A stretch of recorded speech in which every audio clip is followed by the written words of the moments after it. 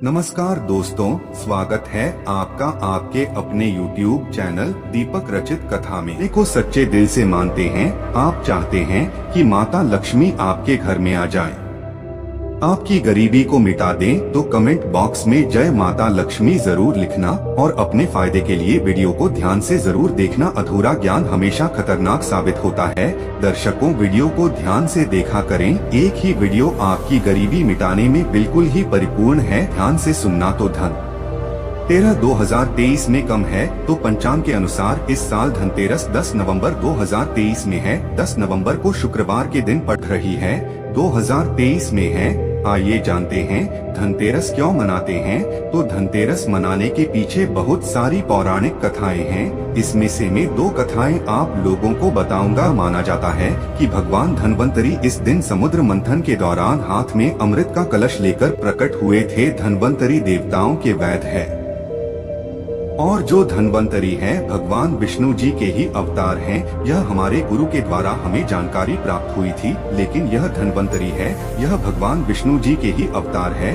धन्वंतरी जी क्या है? ये वैद्य है। यह लोगों का पालन करते हैं, लोग को जो बीमारी से दूर करने का काम करते हैं। यह भगवान विष्णु के अवतार है। इसे गांठ बांध करके रख लेना, बाद में यह जानकारी बाद में काम आएगी। तो आइए जानते हैं आखिर धनतेरस क्यों मनाते हैं, इसके पीछे क्या पौराणिक कथा है। तो एक समय भगवान विष्णु मृत्यु लोक में विचरण करने के लिए जा रहे थे। लक्ष्मी जी ने भी साथ में चलने का आग्रह किया। भगवान विष्णु बोले कि यदि मैं जो बात कहूँ वैसे ही मानोगे तो तुम मेरे साथ चलो। लक्ष्मी जी ने स्वीकार किया और भगवान विष्णु लक्ष्मी सहित भूमंडल पर आए। कुछ देर बाद एक स्थान पर भगवान विष्णु लक्ष्मी से बोले, जब तक मैं ना जाऊँ, अर्थात जब तक मैं वापस न आ जाऊँ, तुम यहाँ पर ठहरो। मैं दक्षिण दिशा की ओर जा रहा हूँ, तुम इधर मत देखना। कथा ध्यान से सुनना। इस कथा को सुनने मात्र से व्यक्ति की गरीबी एवं कंगाली मिटती है। ध्यान से कथा सुनने से आपको बहुत धन की प्राप्ति होगी, जिसकी आप कल्पना नहीं कर सकते, ऐसा पुराणों में लिखा है।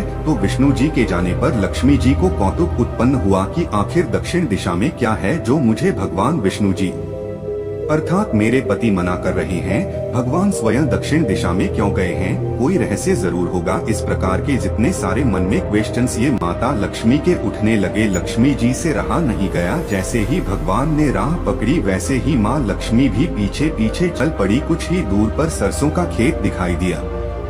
वहाँ खूब खिला हुआ लहरा रहा था।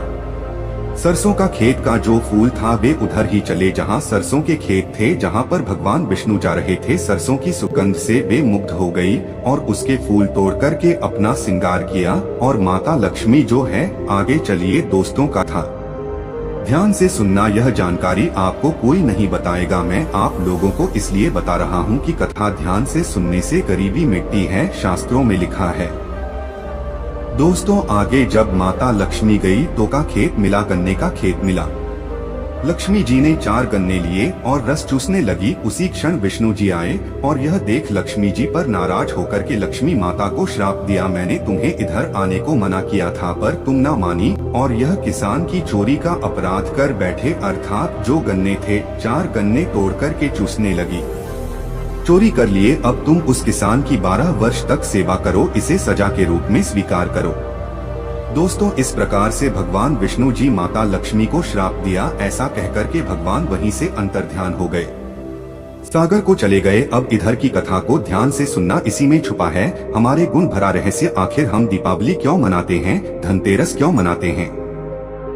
तो लक्ष्मी किसान के घर रहने के लिए चले। वहाँ किसान अति दरिद्र था। जो किसान था बहुत दरिद्रता। लक्ष्मी ने किसान की पत्नी से कहा कि तुम स्नान कर पहले इसे मेरी बनाए लक्ष्मी देवी का पूजन करो। अर्थात लक्ष्मी जी का एक स्वरूप बना करके माता लक्ष्मी आई। फिर रसोई बनाना, तुम जो मांगोगे वह मिलेगा। इस प्रकार से माता लक्ष्मी ने किसान की पत्नी को कहा। किसान की पत्नी ने लक्ष्मी के आदेश अनुसार ही किया। पूजा का प्रभाव और लक्ष्मी की कृपा से किसान का घर दूसरे दिन अन्न धन रत्न एवं सोना आदि से भर गया और लक्ष्मी से जगमगा होने लगी। अर्थात लक्ष्मी से जगमगाने लगी। लक्ष्मी ने किसान को धन धान्य से पूर्ण कर दिया। किसान के 12 वर्ष बड़े आसानी से कट गए। 12 वर्ष के बाद लक्ष्मी जी जाने के लिए तैयार हुई। विष्णु जी लक्ष्मी जी को लेने के लिए किसान के यहाँ आए। ध्यान से सुनना। तो किसान ने देखिए जो किसान है उसने माता लक्ष्मी को भेजने से इनकार कर दिया। लक्ष्मी भी बिना किसान की मर्जी से वहाँ जाने को तैयार नहीं थी, भगवान के साथ जाने को तैयार नहीं थी। तो विष्णु जी ने एक चतुराई की। विष्णु जी जिस दिन लक्ष्मी को लेने आए थे उस दिन वारुणी पर्व था। ध्यान से सुनिए, वारुणी पर्व था, इसीलिए किसान को वारुणी पर्व का महत्व समझाते हुए भगवान ने कहा कि तुम परिवार सहित गंगा में जाकर स्नान करो और इन कोडिंग को भी जल में छोड़ देना। भगवान उन्हें कुछ कौड़ी किसान को दिए। जब तक तुम नहीं लौट आओगे तब तक मैं लक्ष्मी को नहीं ले जाऊंगा। लक्ष्मी जी ने किसान को 4 कौड़ी गंगा माता को देने के लिए भेंट की। ध्यान से सुनना। तो किसान ने वैसा ही किया। वह परिवार गंगा स्नान करने के लिए चले गए। जैसे ही उसने गंगा में कौड़ी डाली वैसे ही 4 हाथ गंगा से निकले और वह कौड़ी ले ली। तब किसान को आश्चर्य हुआ कि वह तो कोई देवी है। तब किसान ने गंगा से पूछा कि हे माता यह 4 भुजाएं किसकी हैं, क्योंकि उन्हें भी शंका हो रही थी। तो गंगा जी बोली, एक किसान ये चारों हाथ में रही है। तूने जो कौड़ी भेज दी है वह किसकी दी हुई है? किसान ने कहा, मेरे घर जो स्त्री आई है उन्होंने ही दी है। इस पर गंगा जी बोले कि तुम्हारे घर में जो स्त्री आई है वह साक्षात लक्ष्मी है और जो पुरुष है वह भगवान विष्णु है। तुम लक्ष्मी को जाने मत देना, नहीं तो पुनः निधन हो जाओगे।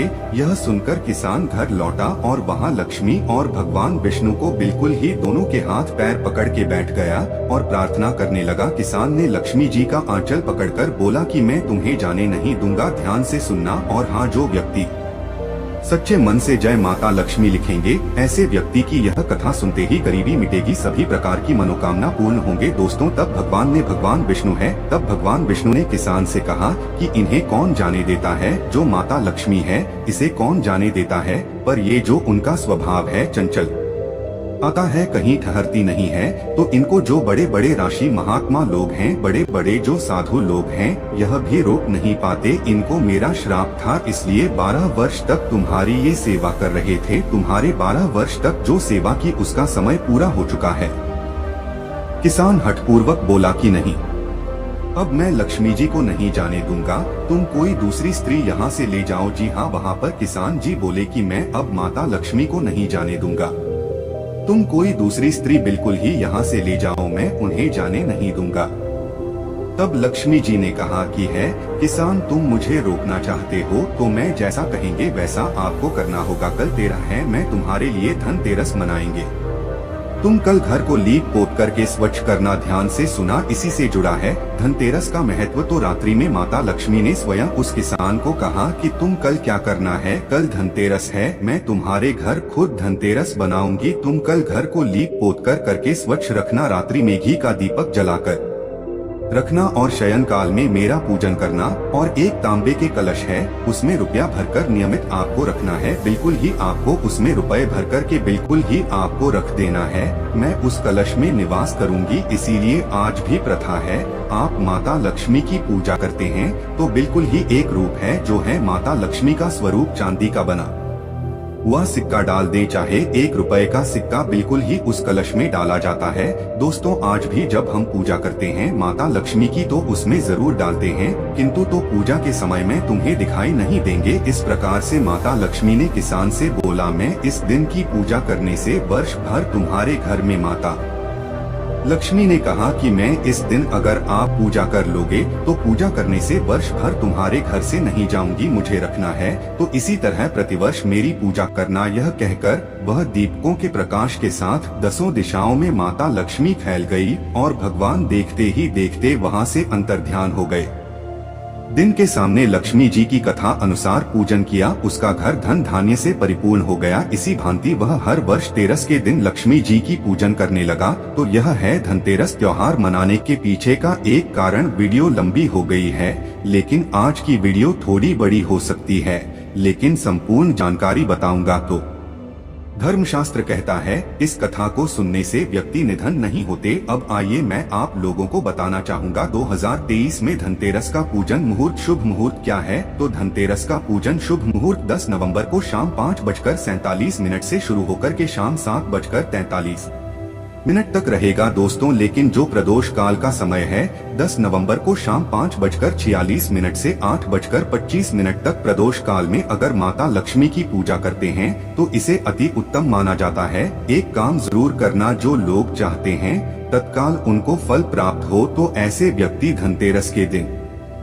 शयन काल में माता लक्ष्मी को प्रसन्न करने के लिए जितना ज्यादा हो सके श्रेष्ठ उत्तम का पाठ है, यह गुप्त उपाय जरूर करना दोस्तों। छोटी सी कथा है, यह आपको समझ में आ जाएंगी। तो पुराणों के अनुसार जब देवता और राक्षस समुद्र मंथन कर रहे थे तब भगवान धन्वंतरी इसी दिन अपने भक्तों में अमृत का कलश लेकर प्रकट हुए थे, इसलिए इस दिन उनका पूजन किया जाता है। धनतेरस के दिन धन के देवता कुबेर की विधि विधान से पूजन भी किया जाता है। मान्यता है कि जो व्यक्ति इस दिन धन्वंतरी और कुबेर देवता की पूजा करता है उसे धन, यश और प्रतिष्ठा की प्राप्ति होती है। ऐसे व्यक्ति निरोग रहते हैं। चलिए जानते हैं कि अब हमें धनतेरस के दिन क्या नहीं खरीदना चाहिए, क्योंकि 90% लोग गलत चीजों का चयन करते हैं जिससे उनके घर में धन आने की बजाय धन का नाश होने लगता है। क्योंकि आपको भी यह बात जानना जरूरी है, हमारा चैनल कभी आपके साथ बुरा नहीं होने देगा। हम सटीक और सच्ची जानकारी देते हैं, तो क्या न खरीदे। तो धनतेरस के दिन बहुत से लोग स्टील के बर्तन घर में ले आते हैं। ध्यान से सुनना, इन्हें खरीदने से बचना चाहिए, जबकि इन्हें खरीदने से बचना चाहिए। स्टील जो है शुद्ध धातु नहीं है, इस पर राहुल का प्रभाव ज्यादा होता है। आपको सिर्फ प्राकृतिक धातु ही खरीदना चाहिए। मानव निर्मित धातु में केवल पीतल ही खरीदा जा सकता है। अगर आप किसी कारणवश स्टील के बर्तन खरीद चुके हैं तो इसको खाली मत लाना, इसमें चावल भरकर लाना या पीतल का सिक्का, तांबे का सिक्का या 1 रुपए का सिक्का डाल लाना, तो इसके जो दुष्प्रभाव होते हैं समाप्त हो जाते हैं। धनतेरस पर कुछ लोग जो है एल्यूमिनियम के बर्तन या फिर सामान भी खरीद लेते हैं, तो देखिए इस धातु पर भी राहु का प्रभाव अधिक होता है। एल्यूमिनियम को दुर्भाग्य का सूचक माना जाता है। त्योहार पर एल्यूमिनियम की कोई भी नई चीज घर में लाने से बचना चाहिए, और ला रही हैं तो इस पर गुलाब का इत्र छिड़क करके लाना, तो इसके जो है दुष्ट प्रभाव समाप्त हो जाएंगे। दोस्तों, ज्योतिष शास्त्र के अनुसार लोहे को शनि का कारक माना जाता है, तो इस लोहे से बनी चीजों को धनतेरस पर भूल करके नहीं खरीदना चाहिए। आप बोलेंगे गुरुजी धनतेरस के दिन वाहन खरीद कर लाते हैं, आप कैसे बोल रहे हैं? तो देखिए लोहे से कौन सी चीज बनी आपको नहीं खरीदना है, तो नुकीले जो धारदार हथियार है इसे नहीं खरीदना चाहिए। वाहन लक्ष्मी का स्वरूप होता है, हथियार काल का स्वरूप होता है। इस बात का थोड़ा सा विशेष ध्यान रखें कि वाहन खरीद सकते हैं। वाहन खरीदना इस दिन सबसे उत्तम माना जाता है। धनतेरस पर कुछ लोग प्लास्टिक की बनी हुई चीज घर में खरीद करके ले आते हैं। बताना चाहूँगा प्लास्टिक बरकत नहीं देती, घर में बरकत चाहिए तो प्लास्टिक खरीद करके मत लाना। इसलिए धनतेरस पर प्लास्टिक से कुछ भी बना सामान घर में मत खरीद करके ले आना। मैं अंतिम चीज बता रहा हूँ, इस चीज को भी मत लाना। फिर मैं आप लोगों को बताऊंगा क्या लाना चाहिए। धनतेरस के दिन यदि आप कोई बर्तन या कोई भी चीज खरीद करके ला रहे हैं, योजना बना रहे हैं, तो ध्यान रखना घर में खाली कोई बटन को मत लाना, उसमें कुछ ना कुछ चीज भर करके जरूर लाना। जैसे चावल है, धनिया है, यह कहा जाता है अगर कोई भी व्यक्ति बर्तन खरीदे तो बर्तन में कम से कम ज्यादा नहीं तो 1 किलो धनिया घर में खरीद करके लाई। धनिया धन का प्रतीक माना जाता है। आइए इस वीडियो में जानते हैं धनतेरस पर हमें क्या खरीदना चाहिए, क्योंकि यह जानकारी होने पर ही आपके घर में 13 गुना प्रभाव बढ़ेगा। धन आने का जो प्रभाव है 13 गुना बढ़ेगा। कमेंट बॉक्स में फिर से प्रार्थना करूंगा, सच्चे मन से जय माता लक्ष्मी जरूर लिखना। मैं माता रानी से प्रार्थना करूंगा कि सभी प्रकार की आपकी मनोकामना माता लक्ष्मी आपकी पूर्ण करें, आपकी गरीबी को जल्दी समाप्त करें। तो क्या खरीदना चाहिए? तो पहला है सोना खरीदना चाहिए। सोना क्यों खरीदना चाहिए, इसके पीछे भी एक कारण है। मैं सारी जानकारी इसलिए सभी दर्शकों को विस्तार से बता रहा हूं। हालांकि वीडियो लंबी हो जाएगी, लेकिन आप सभी दर्शकों के जो डाउट है, जो मन में क्वेश्चन है, वो क्लियर हो जाए ताकि आप भी इन चीजों को खरीदे। तो सोना क्यों खरीदना चाहिए? तो धनतेरस पर सोना खरीदने का एक महत्व है। लोक कथा के अनुसार एक राजा, ध्यान से सुनना, खेमका जो राजा है, हिम की बहू ने अपने पति की जान बचाई थी, जिसके बारे में कहा गया है कि वह अपनी शादी के चौथे दिन ही उनका पति मर जाना था, उनके पति को मर जाना था। ज्योतिषों का एक कथन सत्य होने वाला था, अर्थात ज्योतिषियों ने भविष्यवाणी की कि जो राजा ही की बहू है वह बिल्कुल ही कहा जाए तो शादी के चौथे दिन बिल्कुल उनके पति मर जाएंगे, तो उसने कुछ दिए जलाए अपने पति के प्राण बचाने के लिए अपने घर के प्रवेश द्वार पर चांदी एवं सोने के आभूषण एवं सिक्के रख है।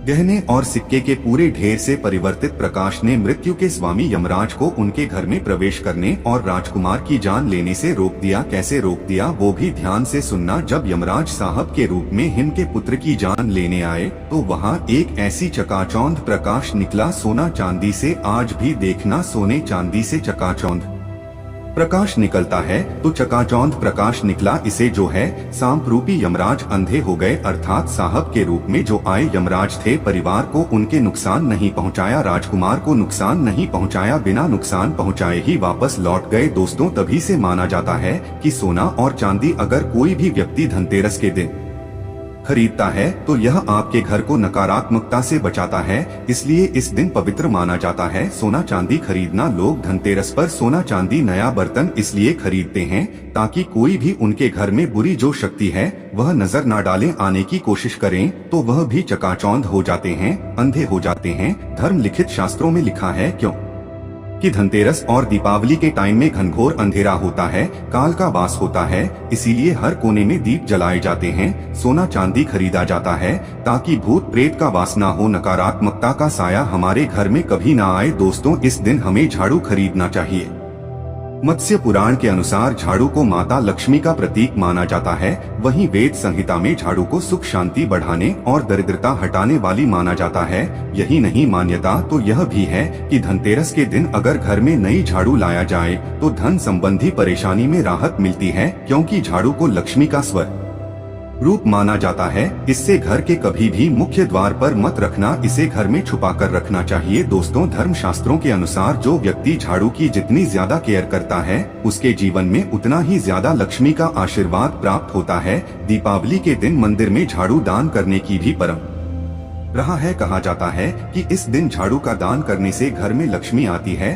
कैसे आती है वह हम आपको बताएंगे। देखिए आपके हाथों द्वारा मंदिर में दी गई झाड़ू यदि कोई पुजारी लगाता है या कोई भी व्यक्ति मंदिर में लगाता है तो इससे आपके घर की गरीबी, दरिद्रता, रोग, दोष धीरे धीरे समाप्त होते हैं। आपके घर में माता लक्ष्मी का आगमन होता है। जब जब मंदिर में झाड़ू लगेगी तब तब आपके घर में धन बचेगा। दोस्तों इसके बाद है धनिया। देखिए ऐसी मान्यता है कि जो लोग धनतेरस के दिन सोना नहीं खरीद सकते, पीतल के बर्तन नहीं खरीद सकते, जो लोग ये दोनों वस्तु खरीदने में समर्थ नहीं है तो उन लोगों को खड़ा धनिया जरूर खरीदना चाहिए।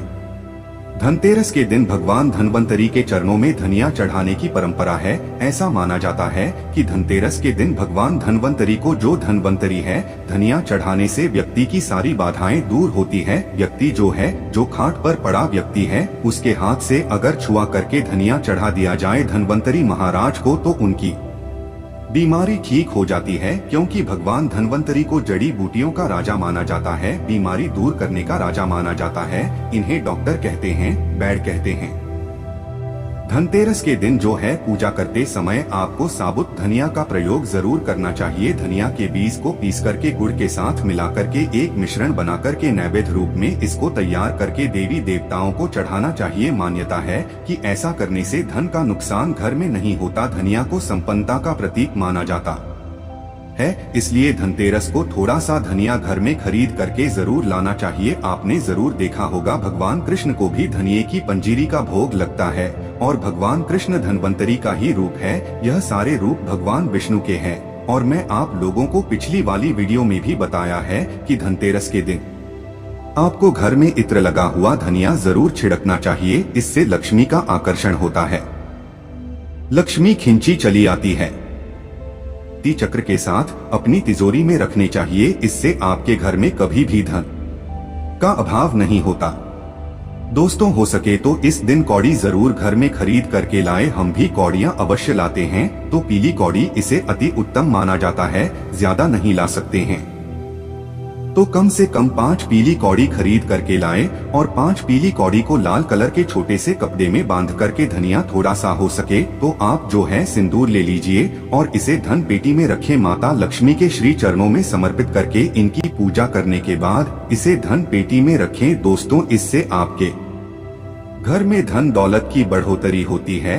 एक चीज और बताना चाहूँगा, कुछ लाए या ना लाए, धनिया तो ला रहे हैं, आपको गुलाब का इत्र इस दिन जरूर लाना चाहिए। गुलाब का इत्र क्यों लाना चाहिए? क्योंकि माता लक्ष्मी को गुलाब बहुत प्रिय है। गुलाब का इत्र इस दिन लाएंगे तो आपको पूरे अपने घर में गुलाब के इत्र का छिड़काव करना है। धनतेरस के दिन ऐसा माना जाता है, धनतेरस के दिन माता लक्ष्मी प्रत्येक मनुष्य के द्वार में धन वैभव लेकर के स्वयं खड़ी होती है।